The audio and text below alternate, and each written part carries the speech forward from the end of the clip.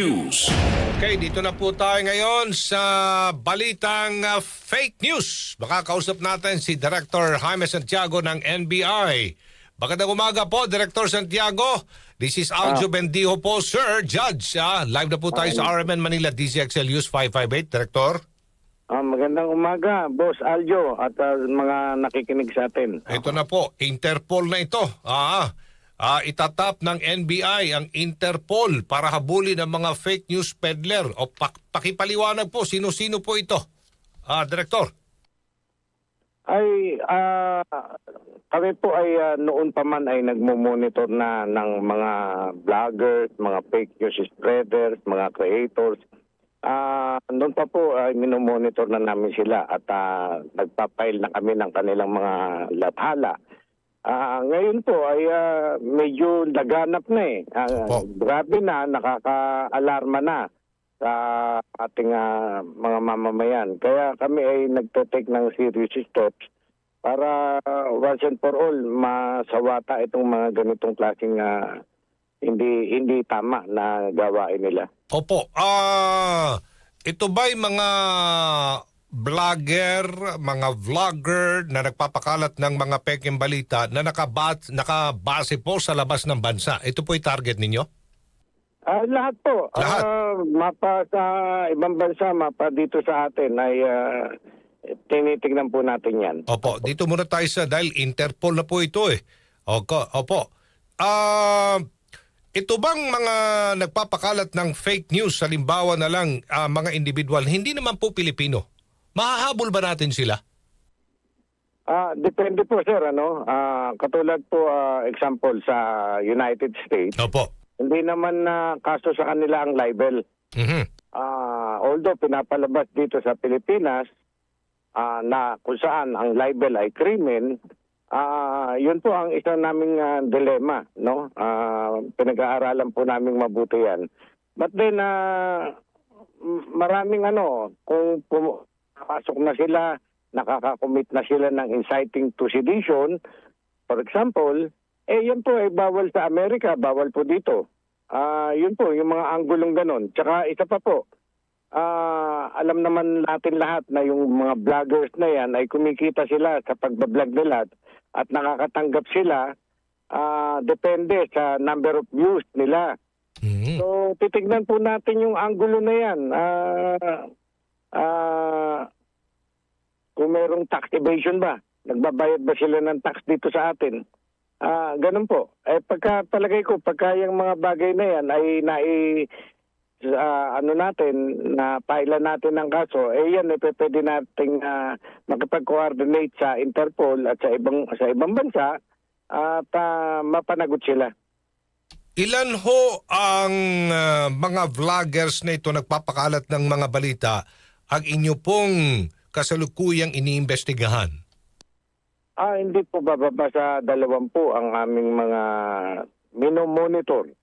Hindi po actually iniimbestigahan. Minomonitor po namin at pinag-aaralan po namin kung kasi parang ang lumalabas, iniimbestigahan na namin, tapos isusumpi na namin. Hindi pa po. Nandun parang kami sa stage na kinukulate namin lahat at pagka meron kaming sapat na ebidensya para sila ikasuhan, ay papailan namin sila ng kaso sa DOJ. Opo. Tinitingnan din ninyo kung sino pumupondo nitong mga fake news peddlers?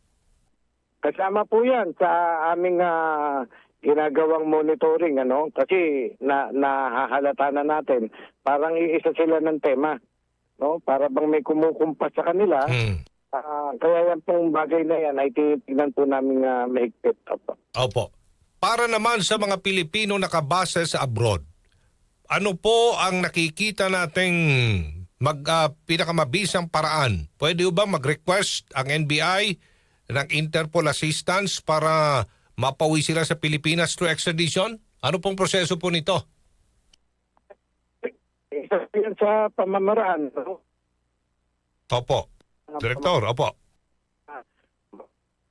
Paano natin masasata itong mga fake news? Direktor, ginagawa. Opo, napuputulo kayo. Sandali na, sir, ha? Opo, pakiulit po, sir. Sir, naputol tayo. Opo, opo. Maganda yung paliwanag nyo kanina. Yung libel sa Amerika, civil na kaso pala yan. Hindi criminal offense. Oo. Opo. Sa Amerika. Ngayon, dito naman po tayo sa mga Filipino citizens abroad. Opo. Ang sinabi nyo po, through extradition, pwede. Pwede nating i-pursue sa kanila. Opo. Okay. All right. How about addressing concerns freedom of speech? Kasi yun po ang ina-emphasize nila eh. Freedom Ayan po. of speech and freedom of the press. Maganda pong tanong niya na Opo. banggit ninyo, Boss Aljo, no? Ako po ay bilang dating hukom. Ako po yung rumirespeto sa ating freedom of speech, freedom of expression. Okay. Ginagalang po natin yan at binabantayan po natin yan na alang-alang sa ating mga mamamayan na malayang makapagpahayag ng kanilang damdamin. Mhm. Ang sinasabi ko po ay yung hinahabol namin yung mga lumalampas na sa parameter ng freedom of speech and freedom of expression. Hindi po yan absolute, may limitation po yan. For example po, kayo po mismo, sinabi nyo na, ay mali naman yung sinasabi ni Director Santiago. Okay lang po yun, comment niyo yun. Yun po ang intindi niyo sa aking mga ginagawa. Pero yung alipustahin nyo na ako, pagmumurahin nyo na ako, yun po ang lampas na sa parameter ng batas. Yun po ang sinasabi ko. Opo. Okay. Ang inyo pong puntirya dito, hindi lang po mga vloggers na nagpapakalat ng pekeng balita ng mga pro-Duterte. Pati na po pro-BBBM.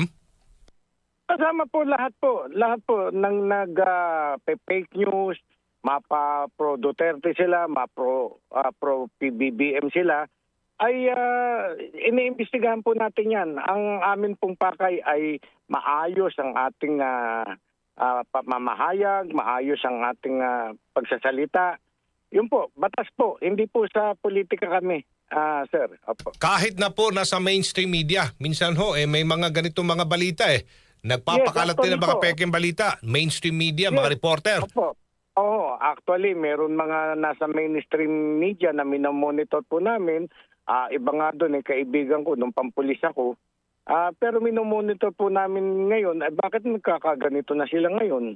Ganun po. Opo. Pero ang paliwanag po dito, ang pakiusap lang na si HR yata dito, Director, cautioned law enforcement agencies, ang CHR nagsabi, against pursuing criminal prosecution na that may constitute the prior restraint on free speech. Ayan, nagpaliwanag na rin po dito ang CHR. Ano po reaksyon nyo dyan? Ay, hindi ko naman maalaman sa CHR eh. Alam nyo, yung karapatan ng mas nakararaming Pilipino, yung karapatan ng mas nakararaming mamamayan natin versus sa karapatan ng iilan na gumagawa na ng labag sa batas. Okay. Yun lagi ang dapat nilang isipin din. At ako, sinasabi ko nga bilang ako'y dating alam ko po yan, nare-respeto ko po yan at guided po ang aking mga ahente. Mhm. Okay. May mga existing tayong batas laban sa fake news? Tama ho ba, Director? Opo, yung Article 154 ng 154. Revised Penal Code, unlawful use of publication. Pwede rin po na slander, libel. Pwede rin pong unjust vexation, yung iniinis ka na. Aha. Meron tayong unjust vexation, maliit lang ang parusa diyan, mababa lang ang parusa. But then if it is committed through cyber, ay tataas po ng 1 degree higher. Kaya daw sila at criminal case pa rin yan. Pagkuha nila ng clearance, lalabas pa rin yan na meron silang ganong kaso. Okay. Sa ngayon ba sa NBI, dinig ko dyan, Director, nag-hire kayo ng mas marami pang mga ahente, mga abogado, mga IT expert para po sa paglaban sa fake news? Ay, opo. Actually, noon pa yan na nag-hire kami, 44 ang gumraduate. Out of 48 yan, yung 4 nga po ay hindi nakatapos ng training. 3 buwan po yan nag-training sa Baguio Academy ng NBI. At ngayon po ay yesterday gumraduate nga po sila. At yun po, dahil sa karamihan sila ay abogado, ay IT expert, ilalagay ko po sila sa cybercrime units namin. Okay, sige. So maliwanag po ito, hindi lang para sa mga Filipino citizens abroad, hindi lang sa mga dual citizen, kundi mga citizens na ibang bansa, target po ng NBI, na papakalat ng fake news na naninira po ng puri na mga Pilipino. Tama po yun. At ginugulo ang ating mamamayan dito. At nagugulo na. Hindi na malaman ng mga tao kung alin ang fake news, kung alin ang tamang news. Ganun po. Okay. Maraming salamat, Director Jaime Santiago ng NBI. Good morning. Good morning po sa inyo at sa mga nakikinig sa atin. Salamat po, sir. Good morning, thank you. Pirada